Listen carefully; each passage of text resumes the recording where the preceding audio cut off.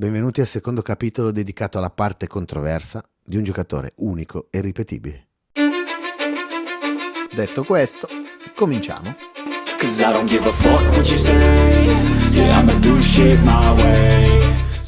Ha sempre avuto tutto contro e quindi si è sempre sentito contro tutti. Olimpiadi di Barcellona 1992. I migliori giocatori del mondo compongono la squadra da sogno del basket americano. I migliori degli anni 80, che sono all'apice o verso la fine della carriera. Una squadra così non c'era mai stata e tra questi non può non esserci Zick.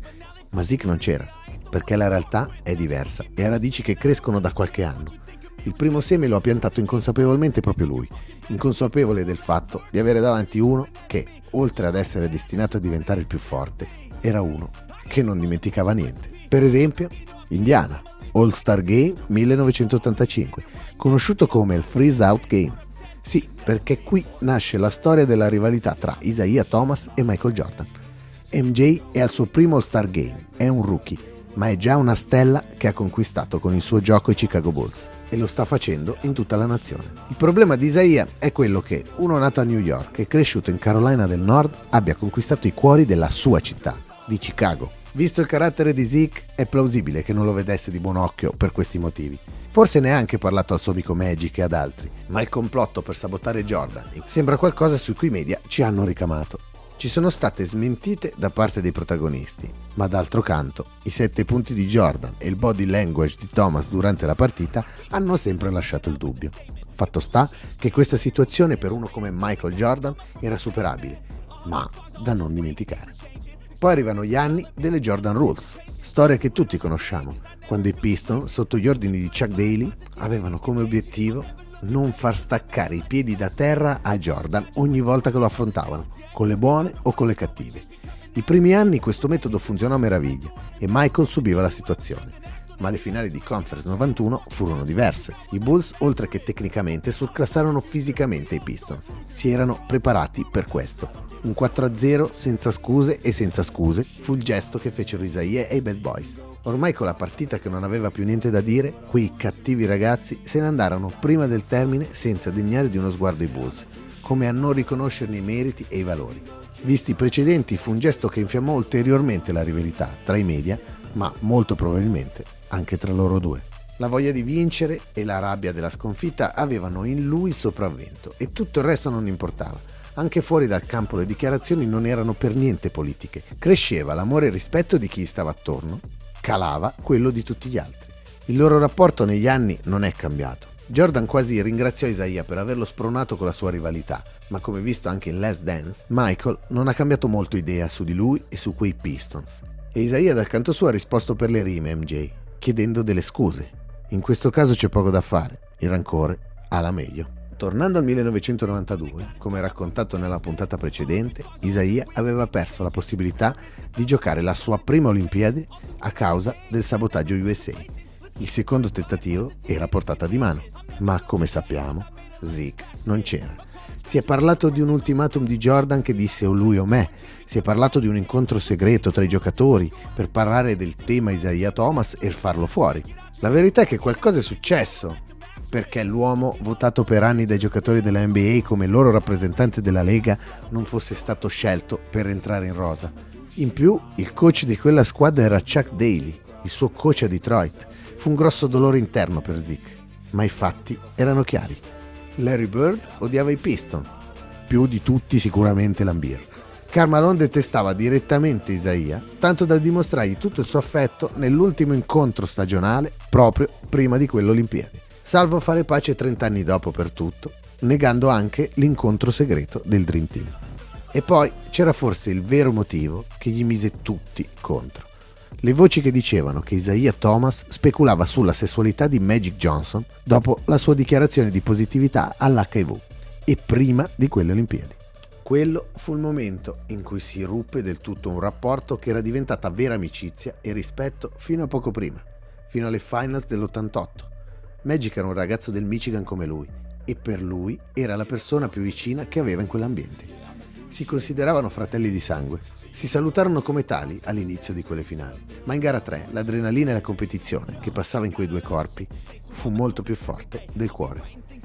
Isaiah con uno spintone spiegò a Magic che non gli era piaciuto il suo comportamento. Magic, nell'azione successiva, rispose con un brutto fallo che suscitò in una reazione silenziosa in Zeke. Una non reazione, ma solo lo stupore al gesto troppo aggressivo.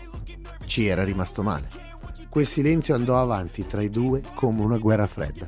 Giocavano ad ignorarsi ed anche quando scoppiò il caso delle dichiarazioni di Zeke non si affrontarono direttamente, ma Magic reagì probabilmente mettendo un veto pesante sulla partecipazione dell'ex amico alle Olimpiadi. Pochi anni dopo il fratello di Isaiah morì proprio di HIV e lo vide in seguito in prima linea nella lotta contro il virus. Thomas ha sempre negato di aver fatto girare la voce sull'omosessualità di Johnson. Non sapremo mai com'è andata, ma sappiamo com'è andata a finire. Nel 2023 un programma TV li ha rimessi di fronte quasi 30 anni dopo e, a differenza che con Michael Jordan, è finita con un emozionante abbraccio dopo le scuse sincere di Magic, che ha probabilmente alleggerito il cuore di Zeke, abituato a tenere duro, ma che non vedeva l'ora di ammorbidirsi.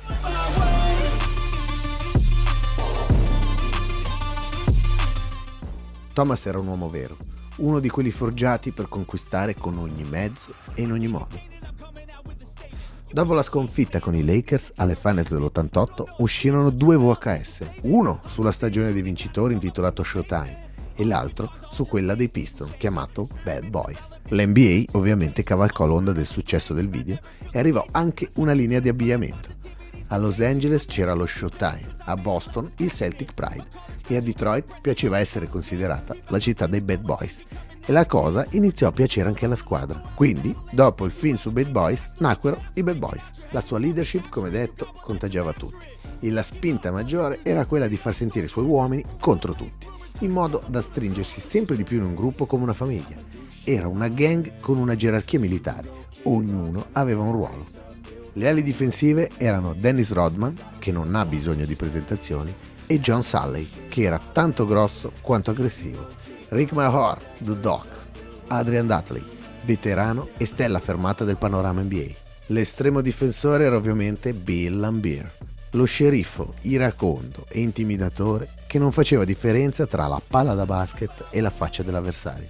La backcourt era composta da Vinnie Johnson, soprannominato microonde per la rapidità con cui, entrando dalla panchina, sapeva dare il suo contributo alla partita scaldandosi velocemente. Joe Dumars, braccio destro e superstar allo stesso tempo. Una guardia dalle spiccate doti difensive, ma dotata di un brillante gioco in attacco. E poi il condottiero, il più piccolo e il più fatale. Con carisma, ma soprattutto con l'esempio, trascinava i suoi Bad Boys. Lui prima ti sorrideva e poi ti uccideva. Il sorriso più falso della NBA, dicevano di lui. Ma Thomas non se ne curava. Soffriva come gli altri la mancanza di un titolo. Questo aumentava la sua determinazione, la sua cattiveria in campo e la sua indiscussa leadership. Non vogliamo dimenticare Chuck Daly, che era il generale che aveva capito di avere dei guerrieri tra le mani e ne aumentò le capacità per raggiungere l'obiettivo comune. In the middle of a huddle, he turns to Isaiah and screams at him. He said, "Isaiah, what is it that you do best?" And Isaiah said, "Lead." And Chuck pointed a finger at him and said, "Well then, lead." Thomas dovette diventare duro tra i duri, accompagnando il suo talento sconfinato ad una presenza mentale estenuante. Nessuna pausa, nessun rimorso. Lui arrivava da una strada che gli aveva lasciato qualcosa che poteva essere utilizzato nella NBA degli anni '80 e in quella squadra ancora di più.